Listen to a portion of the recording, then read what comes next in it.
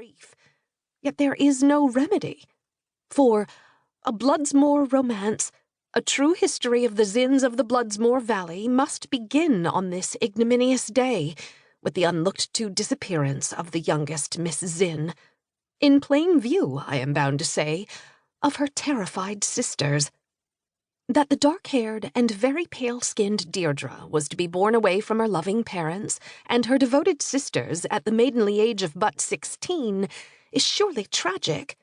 That she was to be borne away in such unwanted circumstances, in an outlaw balloon of sinister black silken hue manned by an unidentified pilot, is so singular and so unprecedented in the annals of the valley or elsewhere that one cannot entirely condemn the gossip-mongers for their cruel whisperings.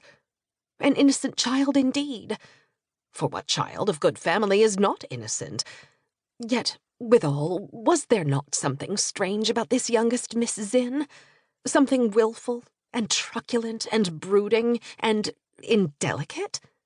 Was she grateful to have been adopted by so illustrious a family? Was she devout enough a Christian? Was she not rather furtive in her manner, and stubborn in the melancholy of her visage? And though a member of the Zinn family for some 6 years, a daughter and a sister, much cherished by all, was she not curiously faithless? Thus the gossip-mongers. Their ignorant prattle, I am happy to say, rarely found its way back to the family itself, so sparing them additional grief. Ah, Deirdre, how many misfortunes are to follow from your initial misfortune? How many tears must be spilt and hearts rent? Unseemly passions inflamed, precipitant outbursts unleashed to work their evil amongst the faultless, and all as a consequence of a wilful young lady's decision to absent herself from the company of her sisters, in something approaching a dishevelled state of mind, with no thought and no concern for the feelings of others.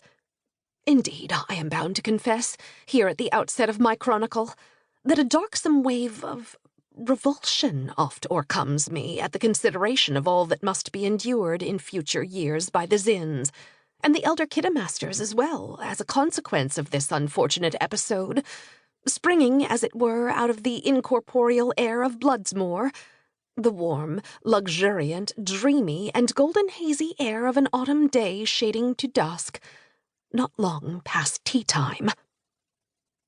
It will not be objected, I hope, that at this juncture I hasten to inform the reader that, though the Zinns are to suffer much tumultuous misfortune, and oft despair at the riddlesome nature of our life here on earth, there are myriad blessings, nay, triumphs, in wait for them.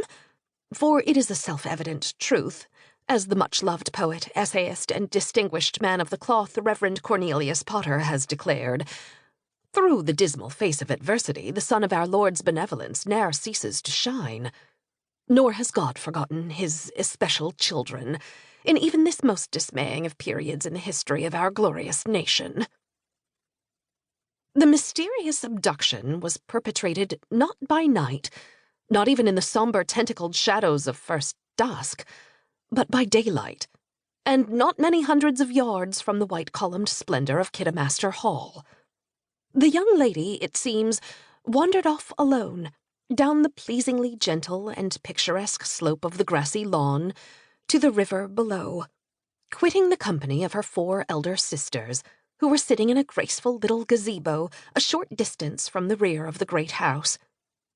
Perhaps you know the Bloodsmoor River, and are familiar with its wide placid waters, and the eurythmical grace of its motion as it snakes its way with no undue haste through southeastern Pennsylvania, that scenic, that noble river, rivaling the mighty Hudson in its lissom grandeur and in the craggy heights of its granite promontories, peaceable now, and indeed a solace to the wearied eye, though not many decades previous the great river suffered much bloodshed on its banks in the tragic war between the states, Gettysburg being close by, and in numerous earlier skirmishes, harking back to the 1770s and 80s, and beyond to diverse Tory atrocities and mutinies amidst the common soldiery, and in the 1650s to the cruelties of the greedy Dutch against the Scandinavian pioneers who had made some small, valiant effort to settle our valley.